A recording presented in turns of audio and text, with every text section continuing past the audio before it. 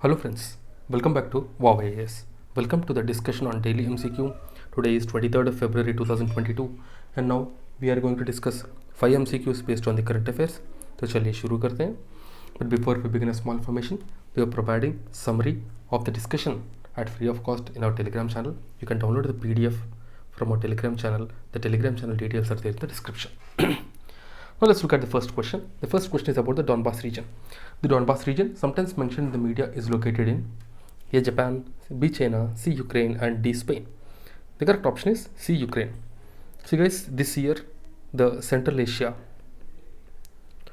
and you can say the Eurasian region, it will be the focus because you can say because of the events that are happening. In fact, be it the Afghanistan crisis or be it be it the Afghanistan crisis, be it the Ukraine crisis, everything that is happening, all the geopolitics that is surrounded around the Central Asia and Eurasian region. So keep a close eye on the map of this Central Asian region. Okay. So recently, Russia recognized the Ukraine rebel region in eastern Ukraine, Donetsk and Luhansk, as an independent area, despite calls from the West to put an end to the tensions driven by the fears that Russia might attack Ukraine. The Donbas region is comprising of Donetsk and Luhansk Oblast of Ukraine. It has been at the center of conflict since March 2014 when Moscow invaded and annexed the Crimean region. So there was there was a treaty also signed between Ukraine and Russia with regard to this region, but now Russia has declared these two, Donetsk and Luhansk, as two new countries. Now let's move on to the second question. Consider the following statements regarding Vyanjana Dwadashi festival. Vyanjana Dwadashi festival. First one, it is a Vaishnavite festival that commemorates an episode featuring Krishna in the Mahabharata. Second one, it is celebrated only in the state of Odisha. We have to choose the correct options. A 1 only, B 2 only, C both 1 and 2, and D neither 1 nor 2. The correct option is C both 1 and 2.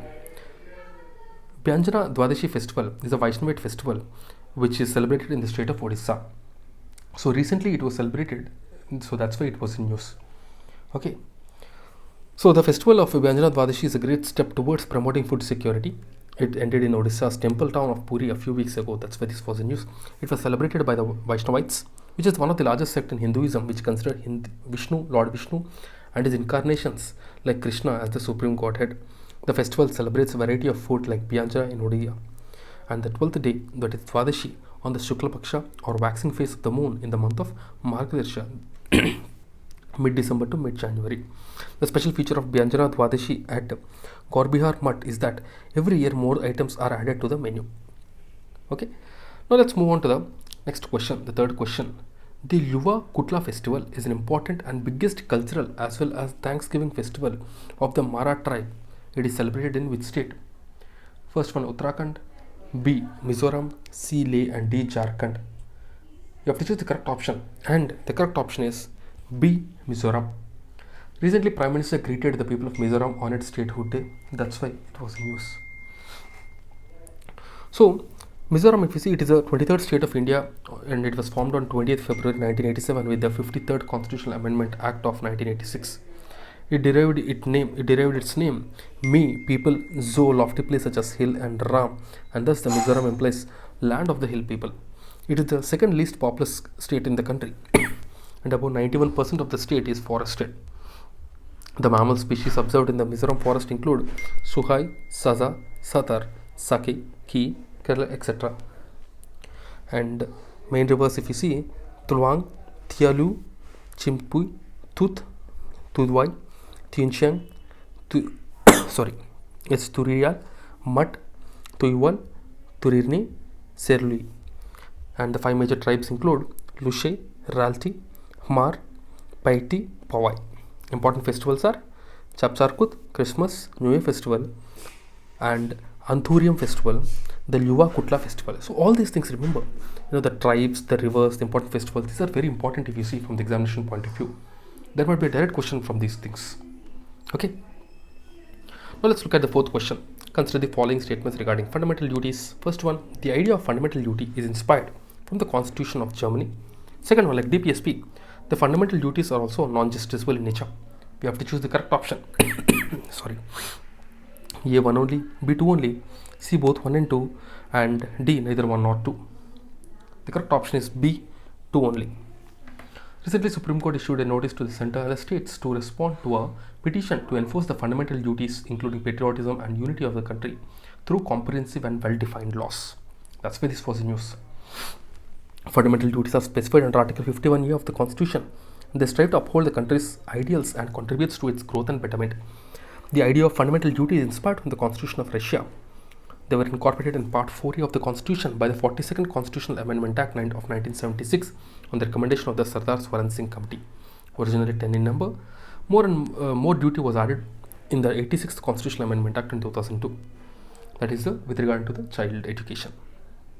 Okay, so like DPSP, the fundamental duties are also non-justiciable. They serve as a warning to the people against the antisocial activities that disrespect the nation, like burning of national flag, destroying the public property, and disturbing peace in the society. They also help in the court in determining the constitutionality of the law. You can say that they're more of moral obligations and not a constitutional obligations. That is the important thing. Now let's look at the last question, the fifth question.